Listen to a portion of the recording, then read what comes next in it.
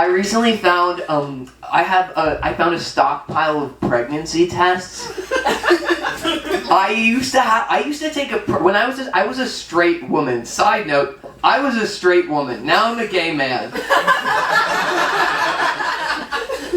That means I never got to be a straight man or a lesbian. I have given up on learning about basketball. That ship has sailed. Hi, my name's Max. That is what I said. Hey, I'm Max. I just moved here. Okay, I'm a barista, but I've been a barista since I was 16. So, and when you're 16 and you say you're a barista, people go, wow. And when you're 28 and you say you're a barista, they go, okay. It's 6:21 a.m., which is actually relatively late for leaving for the barista shift. We're going to one of my jobs, my Monday job, which is in Greenpoint. It's my more chill coffee job. Depending on where you work, you're effectively getting paid to hit on people. You're getting paid to be attractive to at least a third of the customer base. Because when you look at your coworkers, you're like, okay, all of us are like covering 1/3 of the people that come in here. Recently at the new gig, I think I'm getting a little more than a third, which rocks. I'm this guy now, baby. You know it. An article about trans guys all wearing this watch. I was like, yeah, I'm getting that watch. Do I think my job's important? Okay. Like, no, but then also, actually, yes. I mean, it's important in the way that human interaction is important. Like, I don't think they're not gonna make AI baristas because AI baristas won't hit on you like I will. I think in New York, though, I'm finding it feels more okay to do unsustainable things because we all kind of in our hearts go, yeah, but like, I'm not really gonna do that forever. Like, this is like a step to whatever is next. Nowhere in my life am I like, yeah, I'm definitely gonna be waking up at 6 for the next 5 years. Like, that's not gonna happen. Like, there's just no way. But for a bit, like, whatever, we're having fun. When you work as a barista, they know that you wanna do something else. And I genuinely think that kind of like emotional truth just helps me wake up in the morning. Whereas when you do a job where you're like pretending you wanna do that and then secretly trying to be a comedian, like, I can't have that be a secret. So it feels good to walk into a place and have everyone know, like, oh, you're doing comedy. I also just realized that I'm finally at an age and stage of my transition where I look like my first boss at my first coffee shop, Dave, or had just like this, or just like this, always walked around a little bit like this, and I was in love with him. Dave, fish fan, he must have been like 35, did not care about me. I was like, I would die for you, Dave. I got a stand-up when I lived in Vermont. I guess I thought I was funny, and I was going through kind of a crazy breakup, and I wanted to do something different. I was in this period where I was having a bunch of really crazy panic attacks, and in the middle of the panic attacks, I noticed that I was telling myself jokes. And at one point I was like, I actually think I think these are funny. Those ones specifically were not funny. Right when I started stand-up, like a month or two in is when I started transitioning and came out and stuff. So a lot of what I was writing was about that. And I think it felt really like being on stage was helping me figure out how I felt about stuff. So I think a lot of the early stuff was like, that was just fueling me. Like, I really needed to be on stage because it was like, who even am I? And when I was on stage, I was like, oh, I know who I am. In a little less than 2 weeks, I'm taping this hour that I brought to Edinburgh. And on the same day, I'm at the Bell House for a show called Newcomers. So that's the immediate future. And my goals are I want those both to be as good as they can be. Yeah, I have a show literally the day before James and Yvonne's show, which is perfect timing. So I'm doing James and Yvonne's show at Easy Lover, and it's the night before I'm taping The Underdog. So I want to do some material from the show, but it's less important than connecting to people. I think I have to walk in and see how it feels. I'm in that zone where like the most important thing is keeping the vibes up and like remembering that, you know, I'm funny and this is fun. I met up with a fireman. His name was Michael Jordan, real name, real And he said, you want to be a fireman? All you gotta do is you gotta get strong. And then he wrote it on a piece of paper.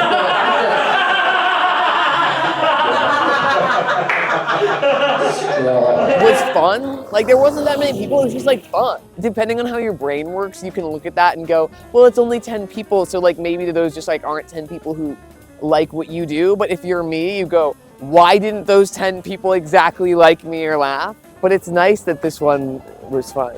Last thoughts, let's rock and roll tomorrow. I'm about to go to the Bell House to do a show called Newcomers. A showcase for up-and-coming comics is sort of like the tagline. And then after that, I'm going to the Rat in Dumbo to film my special. I feel so nervous. I'm melting into the floor. I think I'm dying, but I'm not. And it's always a good sign when I think I'm dying. I'm like, oh, we're in it. And that's good.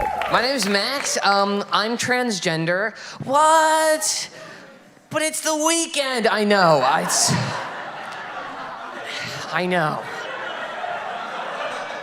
It's gonna be like every day. We're all gonna have to get on board, okay?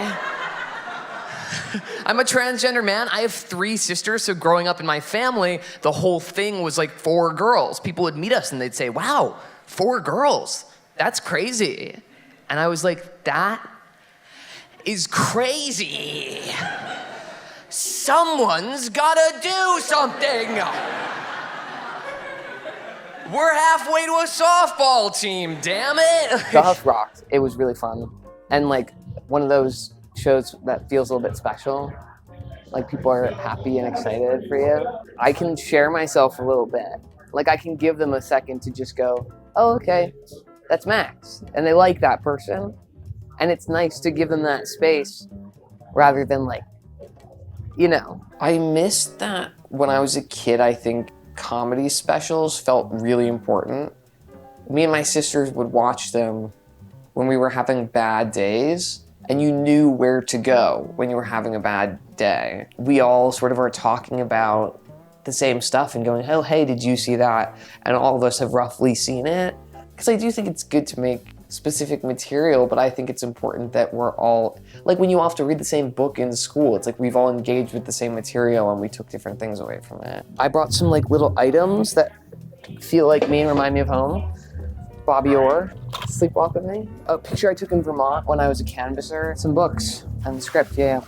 Oh, and this mug from the first ever comedy show I produced, Comedy Wolf. I feel really excited. I feel really anxious in that way where it's like your body's like, because I'm excited to talk to people, but also I'm like, every single second you're like, I want to get every single joke, but there's no way. I mean, that's not no way, but like, something's going to go away, you're going to forget something and you have to live with it. I want to give them the best version of the show. That's my real fear is it's the forgetting stuff. Just that like, I really think it works when everything's there. So my fear about losing stuff is more just like, I want the show to be really good for people. So yeah. Transgender man. Have you ever met a man who used to be the most interesting girl in the English department? Alright, if you've ever met a woman whose favorite author is David Foster Wallace, congratulations, you've met a man.